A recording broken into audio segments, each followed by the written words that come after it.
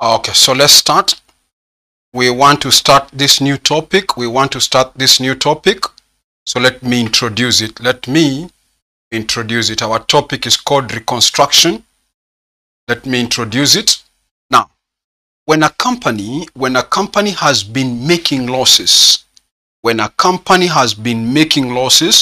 over a long period of time, then it becomes difficult for that company to pay dividends to their shareholders. That's one effect of a company making losses over a long period of time, is that it becomes difficult for that company to pay dividends to their shareholders. Two, it also becomes difficult for such a company to attract potential investors. Of course, no investor would want to buy shares in a company where they keep seeing retained losses in the balance sheet. Every year they keep seeing retained losses. We are saying no investor would be interested in buying shares in that company. Now, so assuming you are such a company, let's call you company A. You have been making losses over a long period of time, and therefore it becomes difficult for you as a company to pay dividends. And two, it also becomes difficult for you to attract potential investors. So what is the most logical thing for you as a company to do? What's the most logical thing? The most logical thing for you to do is, as a company, then you should reconstruct yourself. As a company, you should reconstruct yourself. Now, the aim of reconstructing a company is to help this company to eliminate the accumulated losses from the books of accounts. We don't want to show losses every year again. We want to eliminate the losses from the books of accounts. Two, we also want to start our activities from now onwards. We want to start our activities in a more attractive and profitable manner. We want to start our activities in a more attractive and profitable manner from now onwards. So that's the aim of reconstructing a company, to help the company to eliminate the accumulated losses. That's the main reason. And to enable this company to start its activities in a more attractive and profitable manner from now onwards. Good. Then the question now is, how do you as company A reconstruct yourself? There are two ways in which you as a company A, you can reconstruct yourself. One way is through what we call internal reconstruction. Another way in which as a company you can reconstruct yourself is through what we call external reconstruction. If you choose that you as company A, you're going to reconstruct yourself using the approach of internal reconstruction, listen, then in that case, all the stakeholders of the company will be called into a meeting. The stakeholders would include people like ordinary shareholders, preference shareholders, debenture holders, creditors, and others. So all the stakeholders of the company will be called into a meeting so that they tell us what are they willing to do to help this company to eliminate the losses. What are you as stakeholder willing to do for us as a company, to eliminate the accumulated losses? For example, the ordinary shareholders, we may be owing them 2 million shillings. They may decide they are going to write off 2 million from their capital. That's the sacrifice they are going to undertake. Preference shareholders, maybe we owe them 30 million. They might tell us they are willing to write off 3 million or whatever, 4 million from their capital.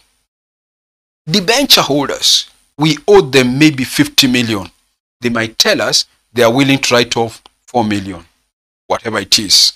So these stakeholders will tell us what are they willing to sacrifice in order to help this company to eliminate the accumulated losses. Now, from that alone, you can see that what we are trying to do is to reduce the finances of the company. That was, I hope you have noticed, that we are trying to reduce the finances of the company. Now, this internal reconstruction, the main thing is to reduce the capital of the company. The main thing in internal reconstruction is to reduce the capital of the company. And therefore we are saying these guys will come up with what we call a capital reduction scheme. They will come up with what we call a capital reduction scheme. Some books will call this topic of internal reconstruction, some books will call it capital reduction as a topic. But we are saying it's an approach we are calling internal reconstruction, where the stakeholders would meet and see how to help the company to eliminate the losses by reducing their finances or their capital. That's what we are saying. They have to come up with a capital reduction scheme. Good. If the company A decides that they're going to reconstruct their company through what we are calling external reconstruction, then another company, let's call it company B, that company B could be another existing company somewhere, or it could be a newly formed company. That company B will come and take over the business of company A.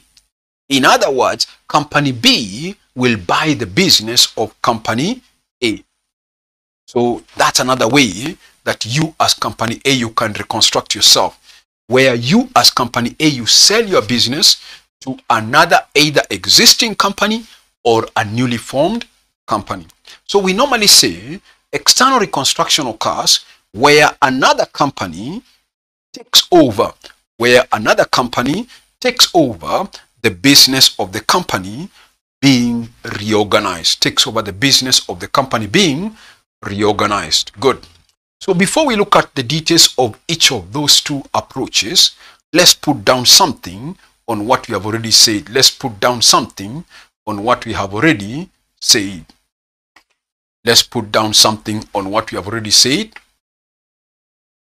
Okay. Sorry. Maybe before we put it down, listen. Some of you may not have subscribed. Some of you are new.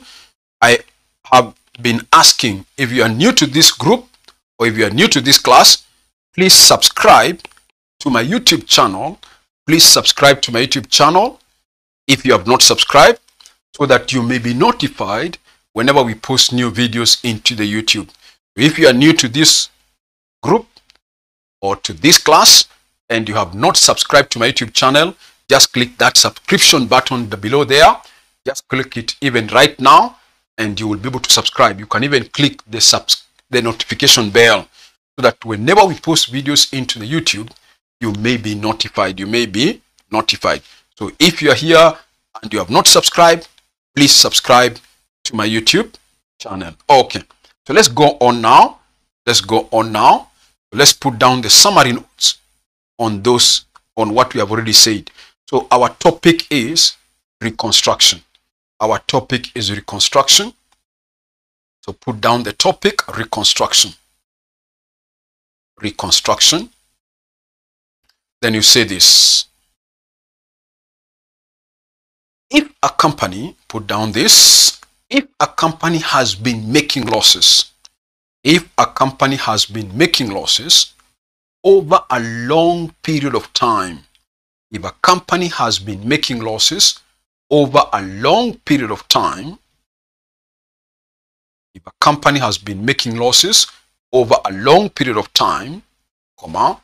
it becomes difficult for such a company to pay becomes difficult for such a company to pay dividends, becomes difficult for such a company to pay dividends, and also becomes difficult for such a company to pay dividends and also to attract potential investors. Becomes difficult for such a company to pay dividends and even to attract potential investors.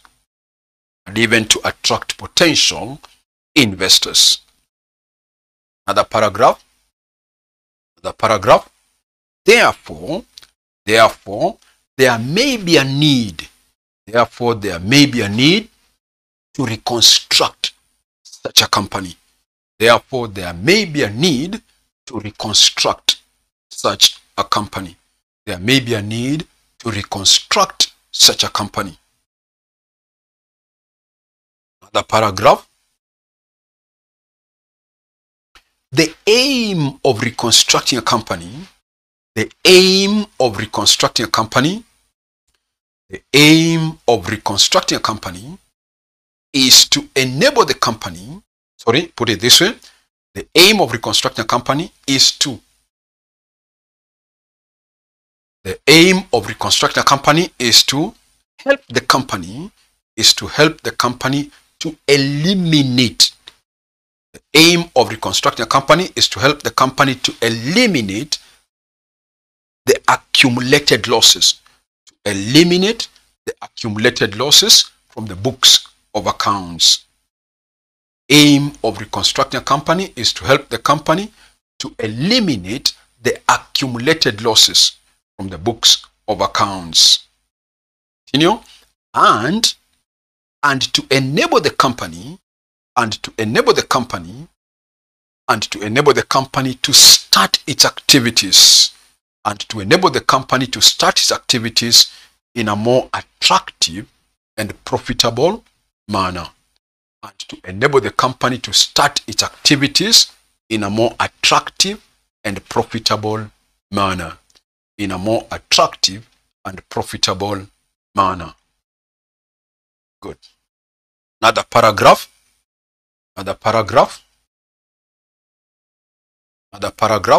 Reconstruction may either be,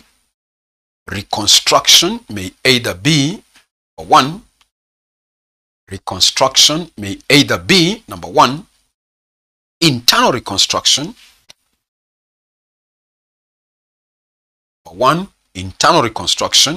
Then you put a dash.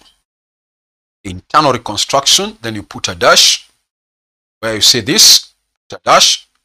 Where the capital of the company, is reduced. Where the capital of the company is reduced through a capital reduction scheme. Where the capital of the company is reduced through a capital reduction scheme. Where the capital of the company is reduced through a capital reduction scheme. Number B or 2. Number 2, external reconstruction.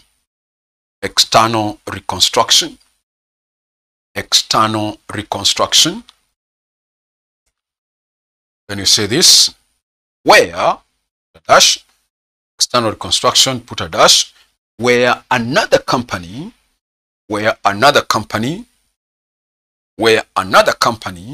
takes over, the business of the company being reorganized. Where another company takes over business of the company being reorganized. Good. That's all for that. Good. So finished. We want to move on to something else now.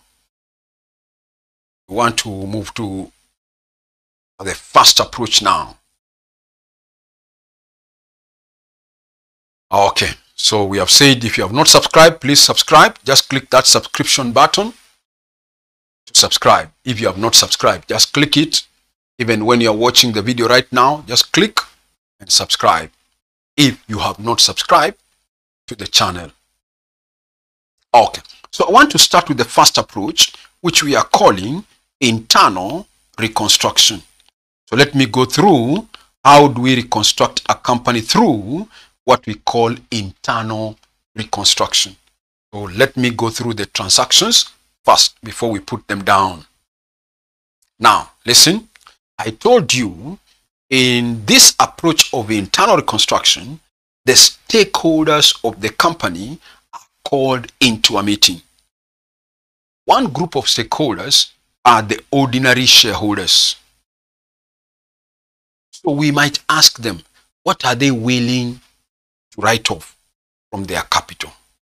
So one of the entries we shall be coming across using this approach for internal reconstruction is with amount written off on share capital. With amount written off on share capital, whether the share capital is preference, whether the share capital is ordinary, what do? You go to that account, go to that share capital account. For now, let us assume our share capital is ordinary share capital. We are assuming we have a capital of 20 million. Let me also assume, listen, let me also assume this 20 million comprises of 2 million shares of 10 each. That's our number of shares.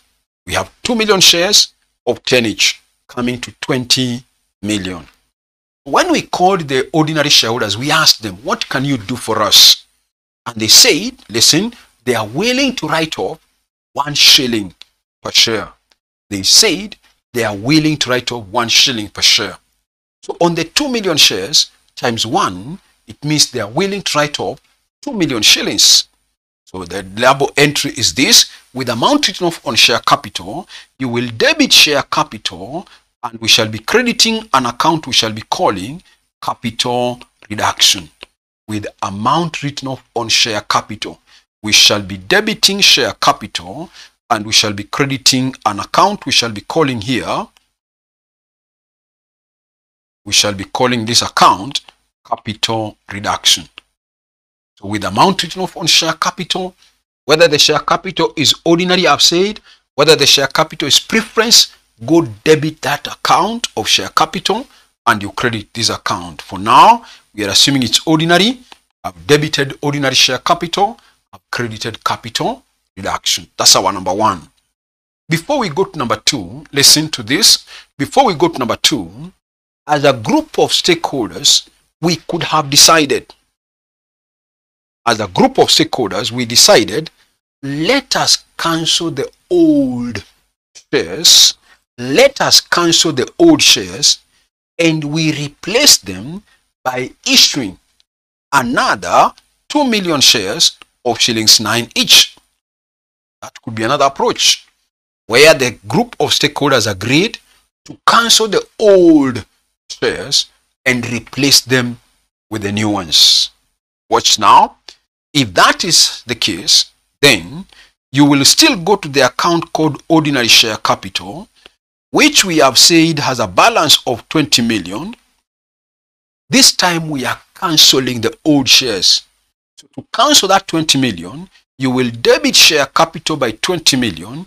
You will credit this account we are calling capital reduction. You will debit share capital and you credit capital reduction. Whatever it is, this is ordinary share capital. That's number 1. Then, with the nominal value of the new shares issued, to replace the old ones with the nominal value of the shares issued to replace the old ones, remember, they agreed that to replace those old ones, they will issue 2 million shares of 9 each. That gives me 18 million. That gives me 18 million. So with the nominal value of those shares, you will debit capital reduction by 18 million and you will credit ordinary share capital. And you will credit ordinary share capital here by 18 million. You debit capital reduction and you credit share capital. Now listen. The first approach, the examiner told you that the shareholders were willing to write off 1 shilling per share. So we took 1 times the number of shares, which were 2 million. So we got an amount write-off of 2 million in total. That was one approach. I've told you, alternatively, some questions may tell you, cancel the old. How did we cancel? We had to debit share capital here, and we had to credit capital reduction. Then with the nominal value of the new shares issued, we had to debit capital reduction and credit share capital. So this share capital now will have a carry down of 18, but originally the share capital was 20. Now we are carrying down 18. Listen, so it means that effectively we have written off 2 million, which is the same as the first approach, except that this time the examiner does not tell you how much write-off per share, but he tells you maybe cancel the old ones, replace them with this number of shares, whatever the question will tell you. But we are saying the effect is still to reduce the capital. Whether they use the approach of being given the amount write-off per share, or how much are cancelling the old ones and replacing them with the new ones, it's still under number 1 to write off the share capital. That's number 1. Number 2, our entry number 2. Our entry number 2. We have said, don't forget, all the stakeholders are called into a meeting. So another group of stakeholders we have are the debenture holders or even the creditors, meaning we have a liability for those guys. We as a company, we owe, for example, the debenture holders 50 million. They were willing to write off 4 million from their debentures, or the creditors also could have decided. So our number 2 entry now says, with the amount written off on liabilities, with the amount written off on liabilities, whichever the liability, you will go debit that liability. Remember, you know liabilities are always a debit balance. Liabilities are always a credit balance. So whatever the liability here, being a credit balance, to write it off, you will debit liability, obviously, and you will credit capital reduction. You credit capital reduction, that is with amount written off on liabilities. Go debit the liability and you credit capital reduction. That's number 2. Number 3, as a group of stakeholders, when we had a meeting, we could have also agreed to help eliminate these losses. Let us revalue some of the assets downwards. Let us revalue some assets downwards. Maybe machinery, furniture, let us revalue them downwards. So our number 3 entry says, with amount written off on assets, whichever the assets, whether the asset is machinery, motor vehicle, furniture, building, it doesn't matter. We all know assets are always a debit balance. Assets are always a debit balance. So to write off this balance, part of the balance or whatever, you will credit the asset, of course, and you go debit capital reduction. That's our entry number 3, which says, with amount written off on assets, you credit assets and you debit capital reduction. You debit capital reduction and you credit the assets. That's number 3. Number 4. Number 4, I told you that the aim of reconstructing a company is to help the company to eliminate the accumulated losses. So whenever you are reconstructing a company, the accumulated losses must be written off. They must be written off. And therefore, if you go to the P&L account of that company, being that we have a loss, of course, we all know that losses are always a debit balance. So you will know losses are always a debit balance. So if you go to the P&L account, you will have that P&L account having a debit balance.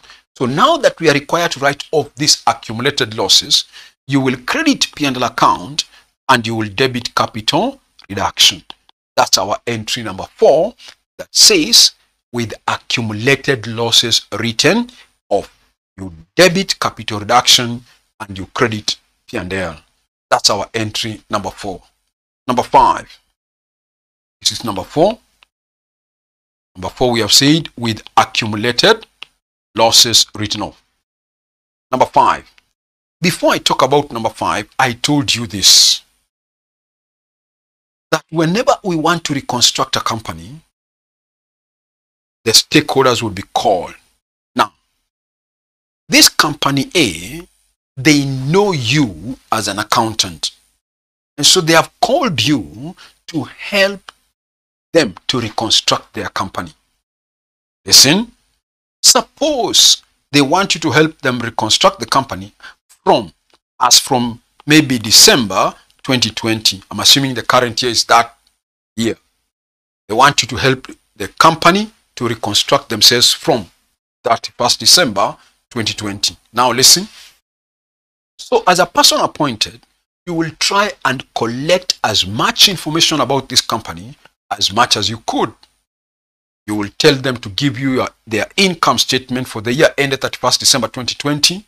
You will ask them to give you their balance sheet for the year as at 31st December 2020, and you will collect as much information as possible from the company as at that date. Now listen. Suppose in the process of collecting that information, you realize that as at 31st December 2020, this company had a contingent liability. As at 31st December 2020, this company had a contingent liability. Listen, a contingent liability, or the term contingent liability, is not a new term to you. This is a term you have heard before. So even if I ask you to explain to me what's a contingent liability, I want to believe you should be able to give me what's the definition. If I ask you what's an example of a contingent liability, you should be able to give me an example. So maybe for the sake of just trying to recall, give me an example. Give me an example of a contingent liability. Please chat there under your live chat and tell me one example of a contingent liability that you know. Give me an example of a contingent liability. Give me an example of a contingent liability. Please chat and give me, I'll see the answer on my screen. Please chat and give me an example of a contingent liability. There are many. There are many. And this is not a new term to you. So instead of me asking you to give the definition, let me just ask you to give me an example of a contingent liability. Give me an example of a contingent liability. Give me an example of a contingent liability. There are many. I'm waiting. I'm waiting. Chat and give me potential lawsuit. That's one example. Good. I don't know whether somebody has another one. Helen has given us one. Okay. Maybe let me use it for the purpose of explaining. What or how to deal with it. Now listen. As the 31st of December, one of your suppliers, you as a company, one of your suppliers has sued you or taken you to court. The case has not yet been decided. But your lawyer assesses the case and says, if the case goes against us in the future, we are likely to spend or to pay 2 million shillings as damages. But if the case goes in our favor, we are not going to pay the 2 million. So this is a kind of a liability which is likely to crystallize in the future. It is likely to crystallize in the future depending on depending on the occurrence or non-occurrence of a future event. If the case goes against us, we have to pay 2 million. If the case goes in our favor, we shall not pay 2 million. So we normally define a contingent liability as a liability which is likely to crystallize, in the future, depending on the occurrence or non-occurrence of a future event. Now listen. So when you asked for the balance sheet of the company as of 31st December 2020, is it possible to go and see in that balance sheet a liability worth 2 million? No.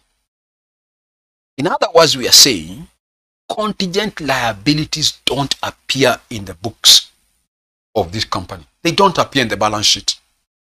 Because we are saying it's a liability that's likely to crystallize in the future depending on the occurrence or non-occurrence of a future event. So it cannot be reflected in the books currently as a liability. No. So that's what we're saying. Now listen. Now that you as a company, you are reconstructing yourself, then the requirement is this. That if as a company, as at the date of reconstruction, if this company has a contingent liability, then as a company, we are required to crystallize that liability immediately. Crystallize it immediately. That means make it as a liability in the books. How? By debiting capital reduction, and you credit whichever the contingent liability,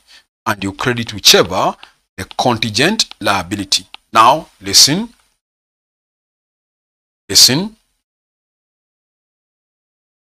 We have said we brought in a group of stakeholders. One group of stakeholders we agreed could be the preference shareholders. Our company has a 10% preference share capital worth 30 million. Every year, therefore, as a company, we are supposed to pay our preference shareholders a dividend of 3 million. 10% of 30 million is 3 million. But because we have been making losses, we couldn't be able to pay them. So if the question tells you that for the last 2 years, we have not paid the preference shareholders their dividend, meaning the preference dividends are still in arrears. By 31st December 2020, our preference dividends are still in arrears. In other words, we as a company, we owe the preference shareholders that 6 million for their preference dividends. Now listen, if you go to the balance sheet of this company as of 31st December 2020, will you see a liability called preference dividends in arrears? No. But as a company, we just know that we have not paid them the dividends for the last 2 years. But it doesn't appear in the books as a liability. So that is another example of what we can call a contingent liability. It's likely to crystallize in the future. If we make profit, we shall pay the arrears of the dividend. If we make profit in the future. So another example of a contingent liability is the preference dividends in arrears. And most of your questions normally use that as an example of a contingent liability. So when you have a contingent liability and you know the specific name for it, we have agreed all contingent liabilities should be crystallized. So you will still debit capital reduction, and you will credit that contingent liability. If you know it like preference dividends in arrears, you now credit preference dividends in arrears account. Then, listen, the question might tell you that the stakeholders agreed. Immediately that liability is crystallized, we shall have to pay it as a company. So, if the question tells you that the contingent liability was paid for immediately, If the question tells you the contingent liability was paid for immediately, then you will still debit the contingent liability and you credit bank. You debit that contingent liability, whichever it is, and you credit bank. That's our entry number 5, which says, with any contingent liability arising, e.g., preference dividends in arrears, you will have to debit capital reduction and you have to credit that contingent liability. Then I've gone further and said, if it is paid for immediately, you will debit contingent liability, whichever it is, and you will credit bank. That's our entry number 5. That's our entry number 5. Let me discuss the number 6. This is number 5, where we have talked about contingent liabilities. Now, number 6. Now, before I talk about number 6, listen. After you have implemented the scheme, normally this account we call capital reduction, this account should normally be self-balancing. After implementing the scheme that the stakeholders came up with, in most cases, this account called capital reduction should be self-balancing, because we normally use it just to help us to implement the scheme. But sometimes you realize that the account does not balance, meaning there could be a balance. And if there could be a balance, which could be on either side, in most cases it could be on the debit side, that balance, if it is there, we normally have to consider it as a capital reserve. If there is any balance in the capital reduction account, then it should be transferred to the capital reserve account. Let us assume it's on the debit, so you come and debit capital reduction and you credit this account we are calling capital reserve. That's our entry number 6, which says with any balance in the capital reduction account being a capital reserve, any balance in the capital reduction account being a capital reserve, you will debit capital reduction and you credit capital reserve. That's what you're assuming, that the difference is on the debit side. Good. I think I'm through now with the 6 official accounting entries for dealing with internal reconstruction. Number 1, we have said, with the amount written off on share capital, you debit share capital, you credit capital reduction. 2, we have said, with the amount written off on liabilities, you debit the liabilities because liabilities are credit, reduce them, you debit liabilities, you credit capital reduction. Number 3, we have said, with the amount written off on assets, assets are always a debit balance, to reduce them, go credit assets, you debit capital reduction. That's number 3. Number 4, we have said, with accumulated losses written off, you will have to debit capital reduction and credit P&L. I've told you, losses are always a debit balance, therefore they should be written off. The losses should be written off. So you credit P&L account and you debit capital reduction. That's our entry number 4. Number 5, I've said, with any contingent liability arising, e.g. preference dividends in arrears, you will debit capital reduction, credit that contingent liability. If it's paid for immediately, you debit that contingent liability and you credit bank. Good. Now, then finally number 6, we have agreed, if there is any balance in the capital reduction, that balance should be considered as a capital reserve. Good. Now,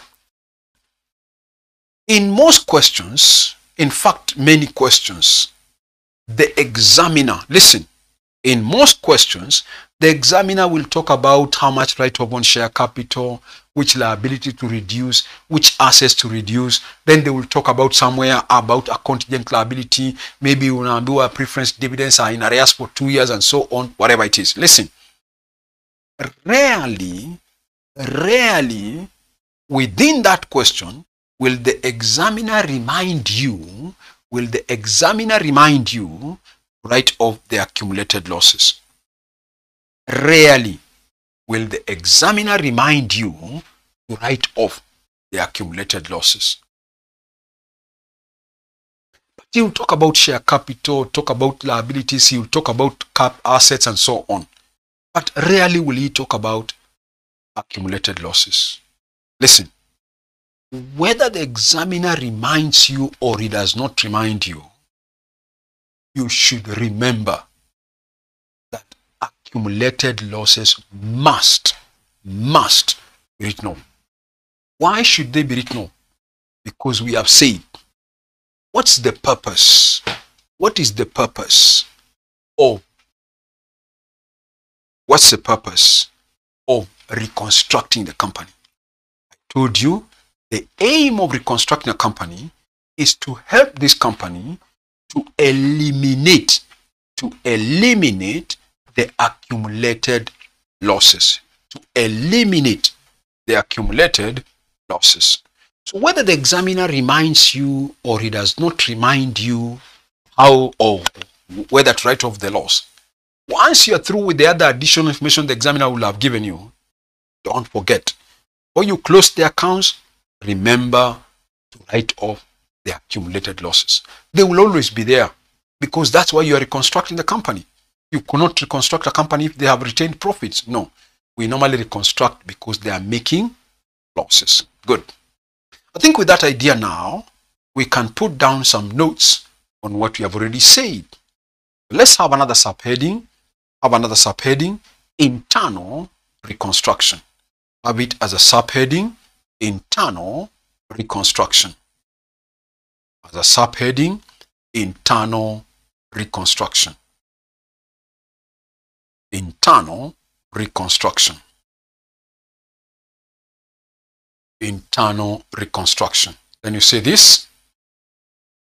Say this. The following are the accounting entries. The following are the accounting entries for internal reconstruction. Following are the accounting entries for internal reconstruction. Following are the accounting entries for internal reconstruction. Number one, with the amount written off on share capital. With the amount written off on share capital, debit share capital, debit share capital, debit share capital, credit capital reduction. Debit share capital, credit capital reduction. With amount written off on share capital, you debit share capital, credit capital reduction. That's number one. Before we go to number two, andika hapo chini NB. Before we go to number two, put down NB. Then you say this. Where the old shares have to be cancelled, where the old shares have to be cancelled, where the old shares have to be cancelled and replaced with new ones, where the old shares have to be cancelled and replaced with new ones. Under that, andika number A. Under that, number A, I've said where the old shares have to be cancelled and replaced with the new ones. A, with the nominal value of the old shares cancelled, with the nominal value of the old shares cancelled, debit share capital, with the nominal value of the old shares cancelled, debit share capital, credit capital reduction. Debit share capital, credit capital reduction. Debit share capital, credit capital reduction. B,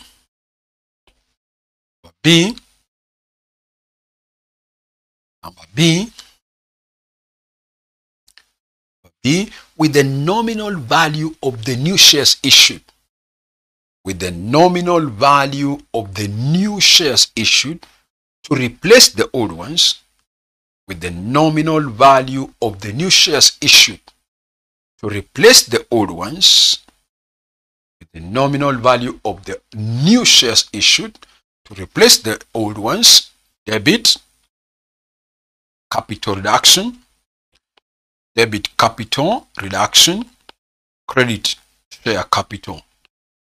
Debit capital reduction, credit share capital. Debit capital reduction, credit share capital. That's all for number 1. Want to go to number 2? Want to go to number 2 now? Number 2, if you are through with number 1, say this. Number 2, with amount written off on liabilities. With amount written off on liabilities. With amount written off on liabilities. Debit liabilities. Debit liabilities, credit capital reduction. Debit liabilities, credit capital reduction. With amount written off on liabilities. Debit liabilities, credit capital reduction. That's number 2. Amount written off on liabilities, debit liabilities, credit capital reduction. Number 3. Number 3. With amount written off on assets. Number 3. With amount written off on assets. With amount written off on assets. Debit capital reduction. Debit capital reduction. Credit assets. With amount written off on assets. Debit capital reduction. Credit assets. Okay, that's number 3. Amount written off on assets, you debit capital reduction, credit assets. Number 4. Number 4. Number 4. With accumulated losses written off. With accumulated losses written off. With accumulated losses written off. Debit capital reduction. With accumulated losses written off. Debit capital reduction. Credit profit and loss. Debit capital reduction. Credit P&L. Next. That's number 4. 5. 5. 5. With any contingent liability arising. With any contingent liability arising. With any contingent liability arising, e.g., preference dividends in arrears. With any contingent liability arising, e.g., preference dividends in arrears, debit capital reduction, debit capital reduction, credit contingent liability. Debit capital reduction, credit contingent liability. Debit capital reduction, credit contingent liability. I've said with contingent liability arising, e.g. preference dividends in arrears. We have said you debit capital reduction, credit contingent liabilities. Ikapo chini NB.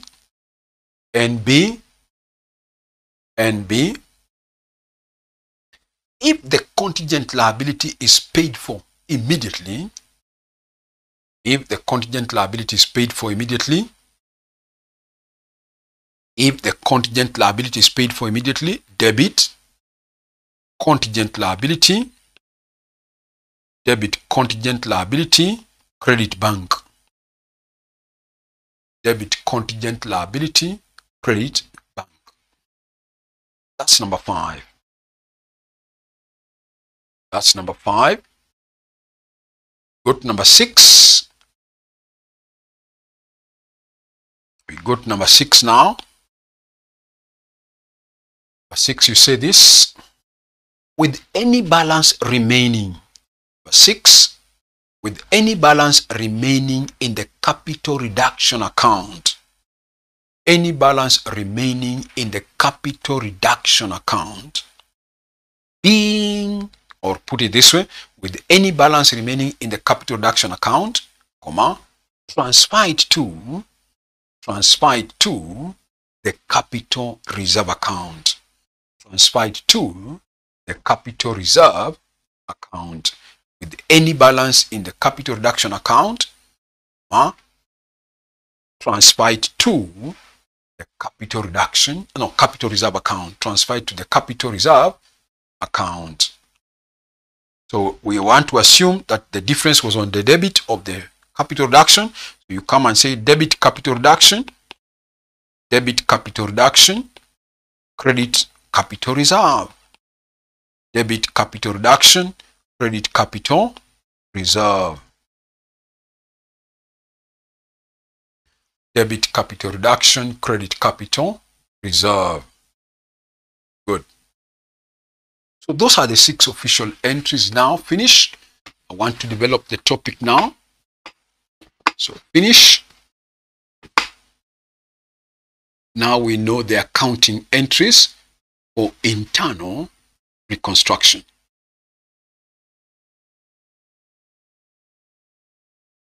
Finish. I want to develop the topic by asking you a few questions.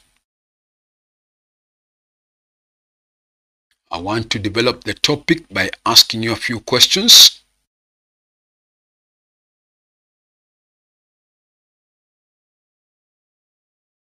Okay. You're through with the writing. Now let's go back. I want to still go back to the 6 official entries. Then I ask you a few questions. Listen to this. I told you. Listen.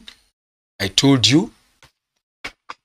With amount written off on share capital. In other words, listen, we called in the ordinary shareholders or the preference shareholders and we asked them, what can you do for us? And they said they are willing to write off 2 million from their capital. So what did we do? We had to debit share capital here. By that 2 million, you remember, we had to credit capital reduction. Listen to my question now. So when we called them into a meeting, who? The shareholders, and they were willing to write off that 2 million from their capital. And so as a company, I had to debit share capital and credit capital reduction. Question is, to us as a company, is that a gain or loss? To us as a company, we called in the stakeholders called ordinary. We asked them, what can you do for us? Said they were willing to write off 2 million. So as a company, I had to debit share capital, I had to credit capital reduction. So the question is, to us as a company, is that a gain or is that a loss? I want you to chat. I want to see whether we are following. I want you to chat and tell me whether it's a gain or loss. Do you think it's a gain or loss? We called in the ordinary shareholders and they said they were willing to write off 2 million from their capital. So as a company, we had to debit share capital and we had to credit capital reduction. So the question is, to us as a company, is that a gain or loss? I want you to chat. Tell me whether you think it's a gain or it's a loss. Somebody says gain. That is Helen. Somebody else, let me hear some opinion. Helen says gain. I want to hear another opinion. Moses says gain. Somebody else, let me hear the last one. Let me see the last one. I'm not saying they are right. I'm not saying they are wrong. Just judge on yourself. We called the shareholders and they were willing to write off 2 million from their capital. So to us as a company, is it a gain or loss? Two people have said gain. Esther also says gain. Who else? That is Christine says gain. Okay, good. That's correct. That's correct. Now listen. Meaning, to us as a company, we are now reducing what we owe to the ordinary shareholders. To us, it's a gain. Of course, to them, it's a loss. But to us, this is a gain. When we reduce their capital as a company, we are gaining because we are reducing what we owe to them. Another question. That's number 2. Said, with the amount written off on liabilities, we called the debenture holders and we asked them, what can you do for us? Said, they are willing to write off 5 million from their debentures. What did we do? We went to that liability account. Where is it? Can't see it. Maybe I had rubbed it. It's here. It's on the right side. This liability of 50, whatever the amount, reduce it by 5 million. So I had to debit liability, I had to credit capital reduction. Question again. Is that a gain to the company or a loss to the company? We called the debenture holders and we asked them, what can you do for us? They said they are willing to write off 5 million from their debentures. So we as a company, we had to debit the debenture account and we had to credit capital reduction. So to us as a company, is it a gain or loss? Again, I want you to chat. Is it a gain or loss? I want you to chat. Tell me whether you think it's a gain or it's a loss. I'm waiting. What do you think? Helen again says gain. Moses says gain. Okay. One more. I'm not saying they're right. I'm not saying they're wrong. Don't judge by them. One more.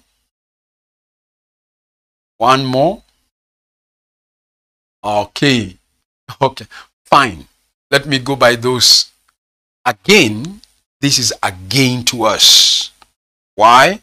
Because we as a company, again, we are reducing what we owe to the debenture holders. We are reducing what we owe to the debenture holders. To us, that's a gain. Number 3, we said with amount written off on assets. Maybe machinery, maybe furniture, building, and so on. What did we do? We went to that asset account. Where was it? Here on the left. We know assets are always a debit balance. So to write off that asset, we had to credit the asset by whatever the amount. We had to debit capital reduction. Question is this. Is that a gain to the company or a loss to the company? We agreed as a group of stakeholders, let's revalue some of our assets downwards. So we reduced the value of the machinery. We have to credit machinery. We have to debit capital reduction. Question is that a gain or is that a loss to the company? To the company, is it a gain or is it a loss? Is that a gain to the company or is it a loss to the company? I'm waiting for your opinion. Is that a gain to the company or a loss to the company? We called in. There's somebody who has said, I think Lydia says a gain. Somebody else, Helen, says a loss. Okay. Let us break the tie. One person has said gain, one person has said loss. Let's break the tie and see. One more opinion. One more opinion. What do you think it is? Somebody else? loss. Okay, that's true. Now listen, again, as a company, we are reducing our assets. That's a loss to us as a company. That's a loss to us as a company. So this is a loss. That's a loss. Again, listen, I told you when we were reconstructing the company, as the date we are reconstructing the company on 31st December 2020, we did not have in our books a contingent liability. And then I said, because now we are reconstructing this company, if we come across a contingent liability, I told you that contingent liability should be crystallized. Meaning, make it a liability from now onwards. Make it as a liability from now onwards. Now listen, is that a gain or is it a loss? Remember, before we started reconstructing the company, we did not have a liability in our books called preference dividends in arrears. So we did not have it. But now that we are reconstructing the company, we have to crystallize that liability and make it a liability. So to us as a company, it is obvious our liabilities are increasing. Our liabilities are increasing. Therefore, that is obviously a loss to the company. That is obviously a loss to the company. Good. So in our capital reduction account here, we are saying that is a loss. This is a loss. Now listen. I hope you have already noticed some pattern. I hope you have already noticed some pattern. When I've gone through those 4, I'm not going through the 6, but I've just gone through 4 transactions. And from those 4, of course, I hope you can see a pattern.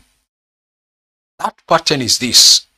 Seems like any time we made a gain as a company, it seems like any time we made a gain as a company, that gain has been credited in the capital reduction. And any time we made a loss, that loss was debited in the capital reduction.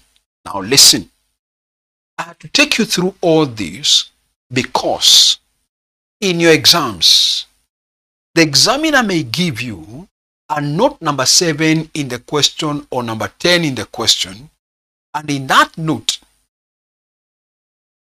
that transaction that is giving you in note 7 is not, listen, it is not among the 6 official entries.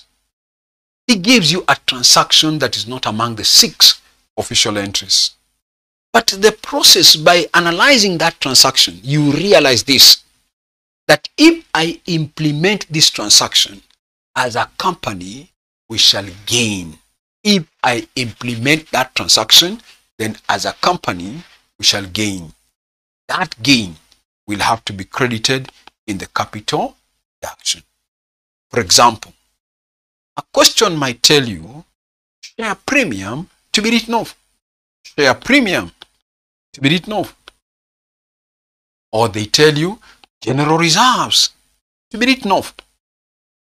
We know these are things that belong, share premium and general reserve are things that belong to the shareholders.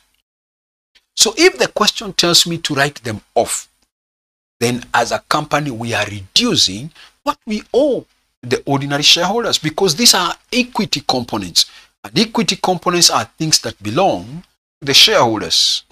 So you will go to that share premium account. We know share premium or general reserve is always a credit balance. So you will have to close it by debiting that share premium, and you credit capital reduction with whatever it is.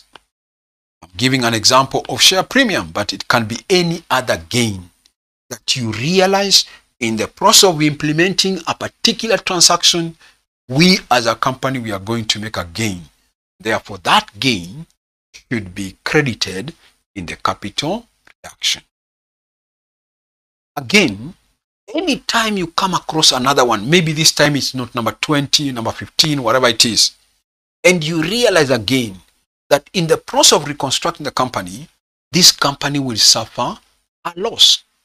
For example, if the question tells you, in the process of reconstructing the company, we had to incur a reconstruction cost. We had to incur a reconstruction cost of shillings 2 million. That is not among the 6 official entries I've mentioned. No. But we as a company, to reconstruct this company, it will cost us 2 million as a reconstruction cost. Is that a gain to the company or a loss to the company? It's obvious it's a loss to the company. It is a loss to the company. So what do? You will debit capital reduction. Obviously, you are spending 2 million. So you will debit capital reduction and you'll credit bank. With that amount of the reconstruction cost, you will debit capital reduction because it's a loss and you will credit bank. So in summary, I'm trying to say, whenever you come through a transaction which is not among the 6 official entries, if you realize that by implementing that transaction, as a company we shall gain, and that gain should be credited in the capital reduction. If you realize that as a company we shall lose, suffer loss, and that loss should be debited in the capital reduction. Good. So let's go back where we were putting down the summary notes now. Let's go back and write there that important note. So just call it NB. Just call it NB. Note NB. Then you say this NB note. NB note. Any loss, or maybe we could start with gain. Any gain made in the process of reconstructing a company, any gain made in the process of reconstructing a company should be credited. Any gain made in the process of reconstructing a company should be credited in the capital reduction account. Any gain made in the process of reconstructing a company should be credited in the capital reduction account. E.g., share premium being written off. E.g., share premium being written off. E.g., share premium being written off. Another paragraph. Another paragraph. Any loss made in the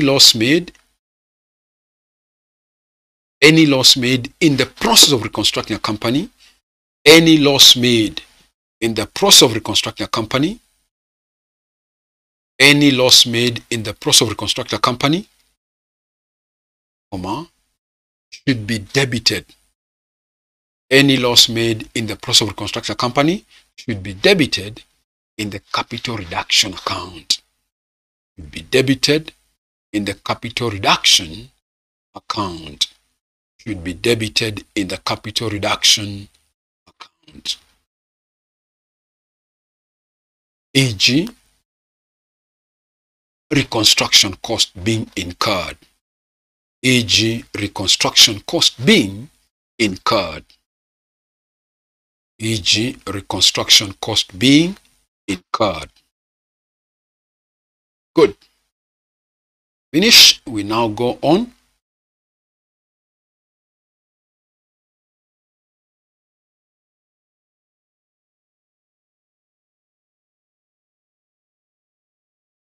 Okay.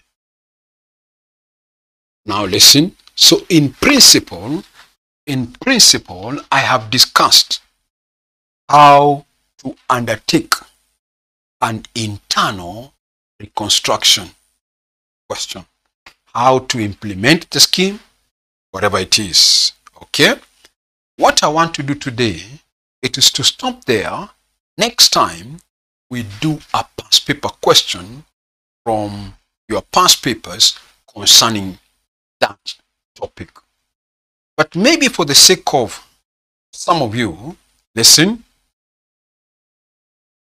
some of you are here and you have friends who would want to join our advanced financial reporting class. Let me just put in more information so that in case you have friends who wants to join, you can tell them more. Now, we have financial reporting. We normally have either what we call early morning classes or we have evening classes. If somebody chooses early morning class, then they start at 5:30 a.m., 7 a.m. every Monday, Wednesday, and Friday. If you choose an evening class, then classes are every Monday, Wednesday, and Saturday, all of them from 8 p.m. to 10 p.m. That is the timing, the evening class. Listen, it may happen that some of your friends may not be available in the early morning or evening, and therefore they can still buy what we call the pre-recorded videos for the whole syllabus. They get the pre-recorded videos, all of them. They watch the videos at their own free time, at their own pace. At their own pace. So this is all about, I can say, concerning advanced financial reporting of the advanced level.